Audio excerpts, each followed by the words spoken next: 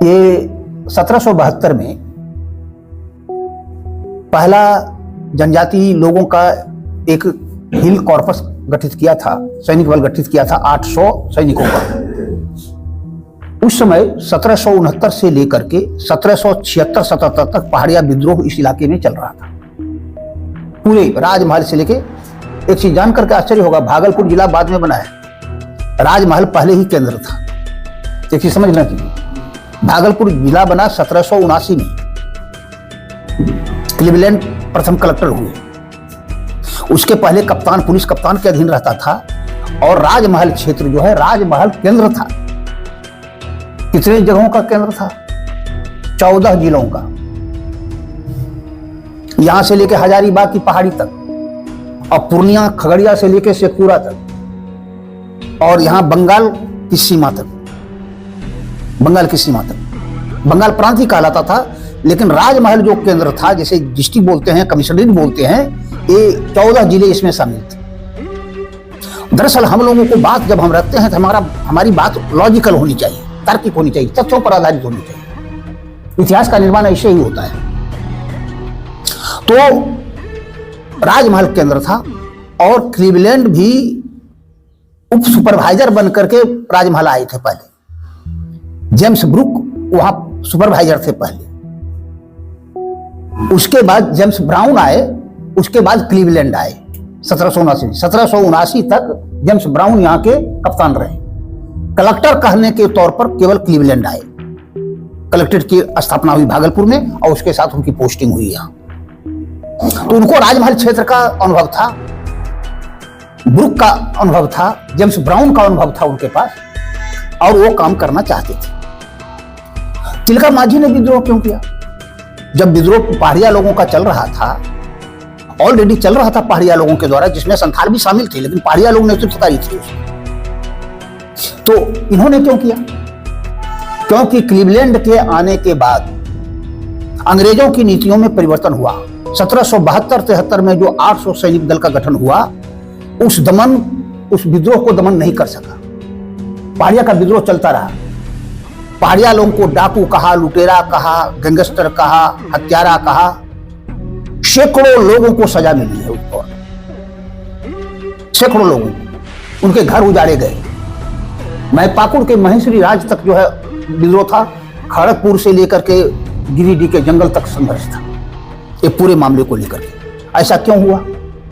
क्योंकि अंग्रेजों के आने के बाद 1765 में इलाहाबाद की संधि होती है। 1764 में जो बक्सर का युद्ध होता है, उसमें मीर कासिम जो बंगाल के नवाब थे वो पराजित होते हैं, बादशाह दूती पराजित होते हैं, लखनऊ के नवाब पराजित होते हैं, अवध के नवाब पराजित होते हैं। एक साथ संयुक्त सेना थी इनकी बक्सर में, मीर कासिम के नेतृत्व में। और सेना को जब पराजित किया, अंग्रेजों ने बाध्य किया सभी को, मीर कासिम तो मारे जाते हैं, लेकिन बाकी जो थे उनको बाध्य किया इलाहाबाद की संधि करिए। इलाहाबाद की संधि में ही बंगाल प्रांत, जो बंगाल, आज का बंगाल, उड़ीसा और बिहार झारखंड सब, ये तीनों मिलकर के बंगाल प्रांत था। उस बंगाल प्रांत का टैक्स वसूलने का पूरा भार अंग्रेजों ने ले लिया। शासन का भार रहा जो यहाँ के स्थानीय शासक थे उनके हाथ में।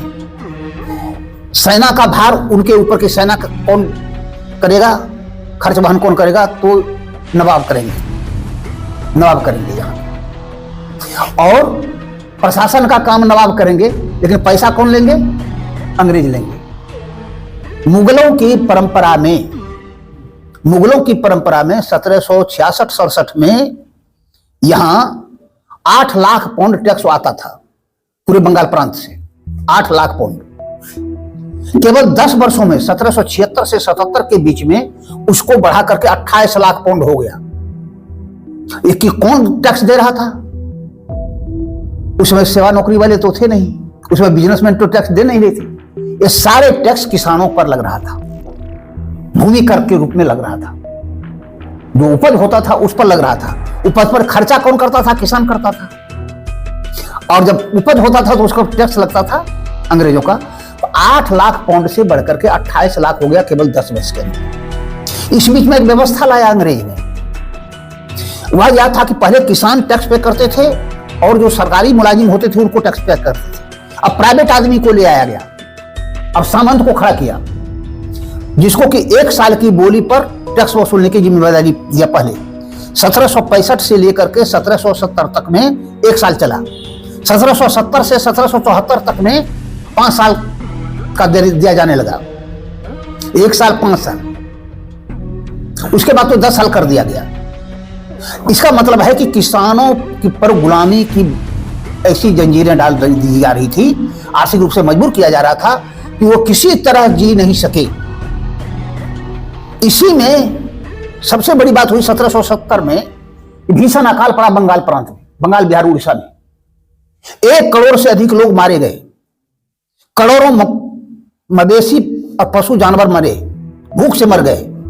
लोग जानवर के मरे हुए मांस खा करके जिंदा रह रहे थे पूरे जंगल और पूरे गरीबी के क्षेत्र में, मजदूर किसानों के बीच में। यह दशा 1770 से लेकर के 1790 तक चलता रहा बीच बीच में। लेकिन 1770 का अकाल जो था बंगाल के लिए महत्वपूर्ण था।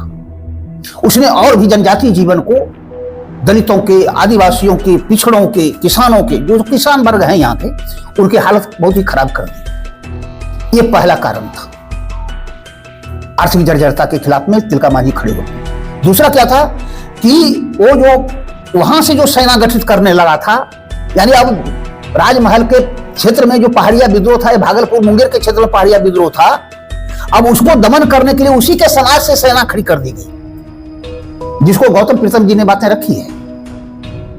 उसको सेना खड़ी कर दी गई 800 का। और फिर 1779 में जब तिलका मांझी ने सालगिरह की पुकार किया, यह देखा कि ये जो पहले जो था तो केवल अंग्रेजों से या महाजनी सुल्तानों से मेरा झगड़ा था, लेकिन अब तो हमारे समाज से सैनिक खड़े कर दिए गए हैं, बीच से खड़े कर दिए गए। इसलिए तिलका मांझी को सामने आना पड़ा। 35 वर्ष की उम्र में तो शहादत हुई उनकी।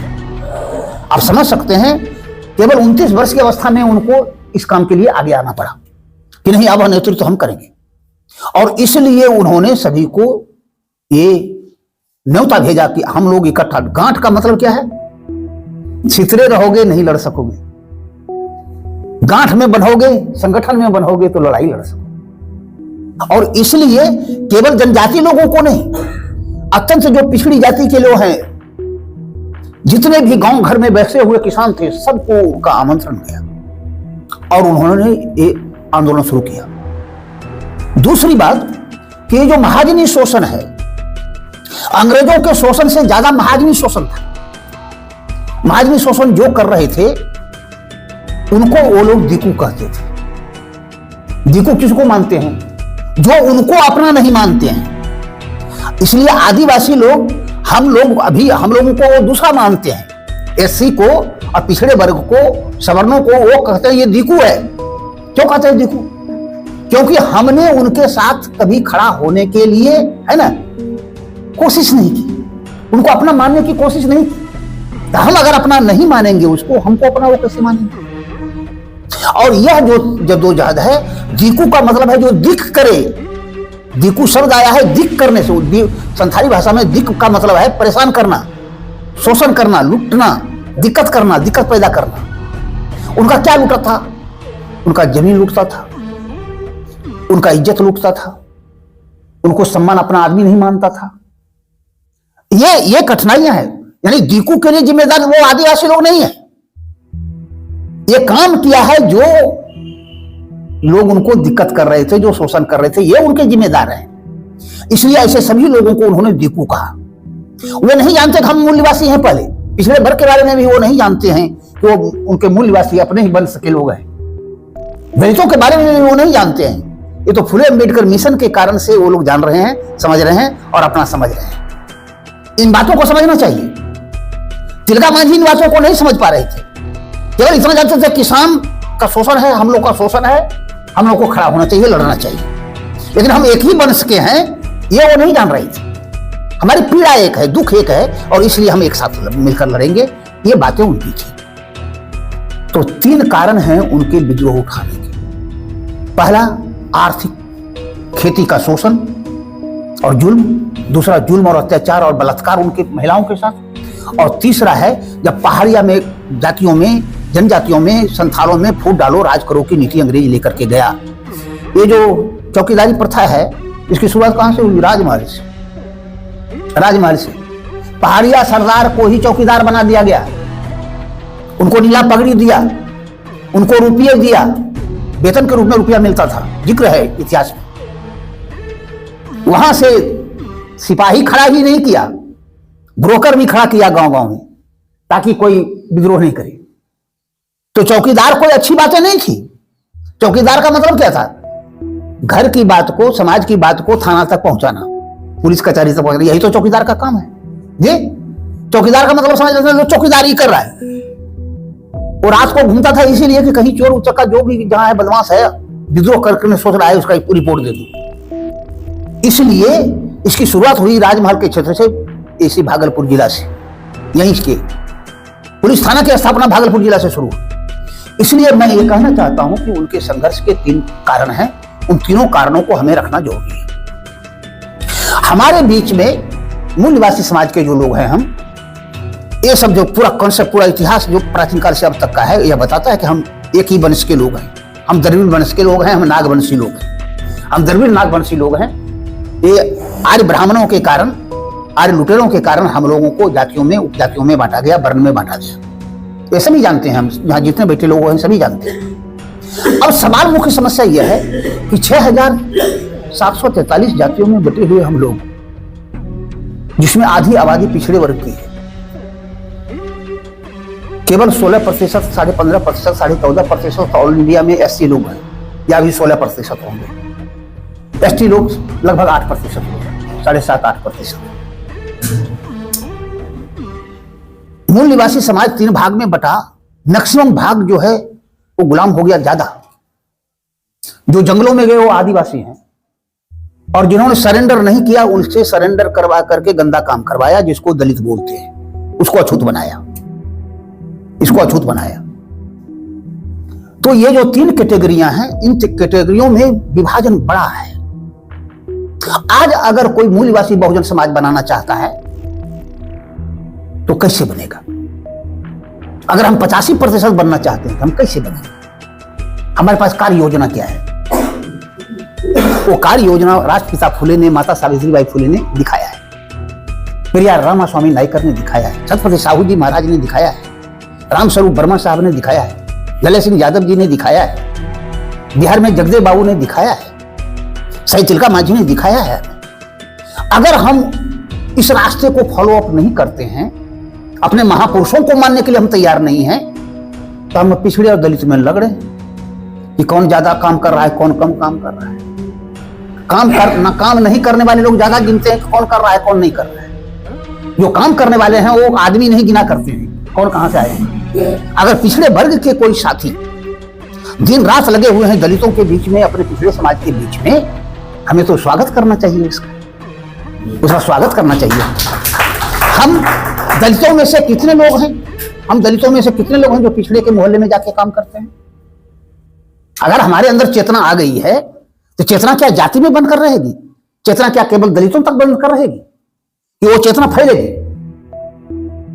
अगर एसटी समाज में कोई आगे बढ़ा है, चेतनशील हुआ है, तो उसका काम है बाकी लोगों के बीच में जाना। दलितों के बीच से कोई खड़े हुए हैं अनुसूचित जाति से, तो वो जाएंगे दूसरे के बीच में। क्रांति करने वाले, परिवर्तन करने वाले जाति और धर्म हम नहीं देखते हैं, और न समाज के टुकड़े को हम देखते हैं।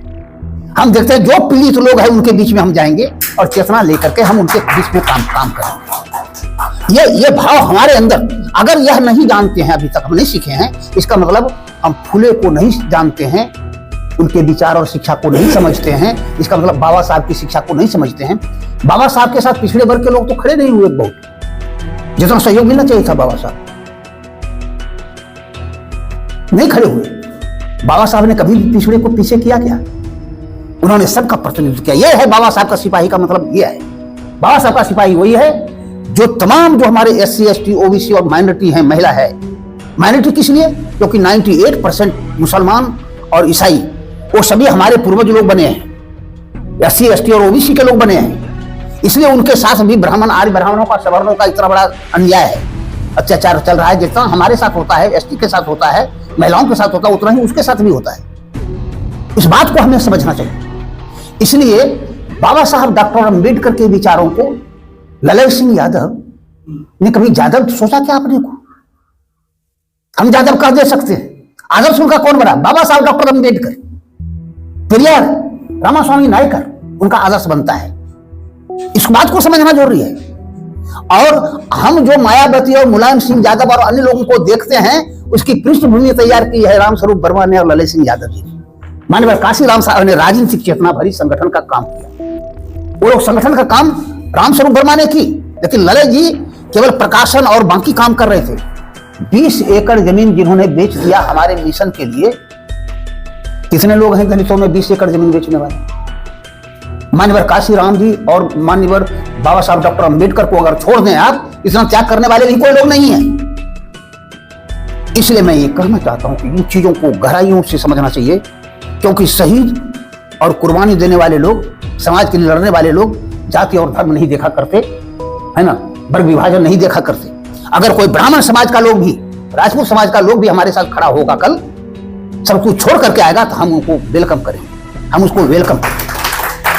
और यह सच है कि 60% जिसकी आबादी है पिछड़े वर्ग, वहां अभी सामाजिक चेतना फैली नहीं है बहुत। ये चुनौती के रूप में हमें लेना चाहिए। इसको हम चुनौती के रूप में लेते हैं कि वहां तक ले जाना है इस मिशन को, लेकिन ले जाने के लिए हमें भी उनके बीच में जाना पड़ेगा और वहां से लोगों को खड़ा करके उनके बीच में और अपने बीच में लाना पड़ेगा, ताकि संगठन का काम, मूल्यवासी बहुजन संगठन का काम बढ़े। अगर हम तिलका मांझी जी के आदर्श को मानते हैं, उनकी शिक्षा को मानते हैं, तो इन्होंने कोई विभेद नहीं किया। इन्होंने तो ST समाज से भी जो पहाड़िया और ये थे और जो अन्य छोटी छोटी जातियां थी, उस सबको इकट्ठा किया और पिछड़ी जातियों को भी, दलितों को भी, जो उनके इलाके में थे, सब लोग इकट्ठे हुए उनके साथ। यह एक बड़ी बात है जो तिलका मांझी के जीवन से हमें मिलती है। अभी यूनिवर्सिटी में बहुत अच्छा निर्णय हुआ है, उसके बारे में मैं बताना चाहता हूं। अभिषेक जी वहां मौजूद थे। मंच से ही प्रस्ताव आया कि तिलका मांझी को भारत रत्न की उपाधि मिलनी चाहिए। उस प्रस्ताव का हमने समर्थन करते हुए कहा कि सीनेट और सिंडिकेट से इसको पास करा करके माननीय कुलपति महोदय इसको भेजा जाए सरकार को। दूसरा एक निर्णय हुआ कि विश्वविद्यालय के कैलेंडर में पहले भी तिलका मांझी जयंती का उल्लेख था, जो हट गया है। रिक्वेस्ट किया गया फिर से उसको चालू किया जाए और उस दिन छुट्टी नहीं करके सब जगह जयंती मनाने का कार्यक्रम, विभाग में, कॉलेज में, विश्वविद्यालय में, NSS के द्वारा, NCC के द्वारा, जो सांस्कृतिक परिषद है उसके द्वारा मनाया जाने चाहिए। इस बात का भी प्रस्ताव आया है और कुलपति ने स्वीकार किया। एक बात मैं कहना चाहता हूं, हम लोगों के बीच में, आप जानते हैं कि ये तिलका मांझी चौक पर जो मूर्ति देखते हैं, तिलका मांझी चौक तो तिलका मांझी के शहादत के बाद ही शुरू हो गया था नामकरण। तिलकपुर गांव का नाम उसी समय आया। तिलकपुर हाट जो है, तिलका मांझी हाट जो है, उसी समय से है। हमने चुनौती दिया कि जो 100-150 वर्ष के लोग हैं उनको पूछ कर देखिए तिलका मांझी चौक उनके पहले से था कि नहीं था। और तिलका मांझी कहां जन्मे थे? एक मजदूर किसान के यहाँ, ये किसान परिवार में जन्मे थे। एक साधारण आदमी, सुंदरा मुर्मू का पुत्र, सोनी का पुत्र, जो किसान था, नौजवान था, उनके नाम पर भागलपुर में तिलका मांझी चौक क्यों रहेगा? तिलकपुर गांव क्यों रहेगा? ये तो राजे महाराजे बड़े लोगों के नाम पर होने चाहिए थे। जी, अगर यहां है तो कोई बात तो है। और उस चौक पर मूर्ति लगाने के लिए ये 1979 की बात है, जबकि हम लोग जुलूस लेकर के गए थे कलेक्टर के यहाँ। मैं उसमें TNV कॉलेज का छात्र था, हॉस्टल में रहता था। छमेंद्र बाबू सुप्रीम बैठक हुई, SC ST दोनों समाज के लोग इसी हॉस्टल में रहते थे हम, और पूरे के पूरे छात्र 100 निकल करके गए थे कलेक्टर के यहाँ। और वर्षा हो रही थी, भीगते हुए गए थे और वहां पर वे प्रस्ताव दिया गया कि यहां तिलका मांझी की मूर्ति लगनी चाहिए। ये बातें हैं 79 की, और 80 में मूर्ति लग गई। भारत में लगने वाली, बिहार और झारखंड में लगने वाली ये पहली प्रतिमा है शहीद तिलका मांझी के नाम पर। ये किनके प्रयास से हुआ? छात्र युवाओं के प्रयास से, छात्रों के प्रयास से हुआ। दूसरी बात, भागलपुर तिलका मांझी विश्वविद्यालय का नाम कैसे आया? ये 1990 में माननीय मुख्यमंत्री लालू जी जब यहाँ पुल के शिलान्यास के लिए आए थे, ये विक्रमशिला पुल का शिलान्यास के लिए आए थे, तो स्टूडेंट कोऑर्डिनेशन कमेटी के नेतृत्व में 5 लोग हम लोग गए थे उनसे मिलने, आवेदन लेकर के, जिसमें कपिल देव मंडल अभी भी मौजूद है, राम संदेश राय पटना में एडवोकेट हैं अभी भी, वो कोऑर्डिनेशन कमेटी में थे, और एक पाठक थे डीएसओ का, वो थे, मैं था, गया मिला, जैसे सभा उनकी क्षमा को दिया, क्या है ऐसा भागलपुर विश्वविद्यालय का नाम तिलका मांझी विश्वविद्यालय कर दिया जाए। कहा कि जाओ वहां से घोषणा करते हैं, पटना जाकर घोषणा करते हैं। अब पटना गए और घोषणा उन्होंने कर, पटना जाकर वो घोषणा कर, ये बड़ी बात है। तिलका मांझी की मूर्ति लगाने में 5-7 वर्ष लगे यहाँ यूनिवर्सिटी परिसर में। उसमें स्टूडेंट कोऑर्डिनेशन कमेटी ने लगातार संघर्ष करके उस मूर्ति को वहां लगवाने का काम किया है। रामाश्रय बाबू को श्रेय है इस बात का कि उन्होंने इस काम को करवाया।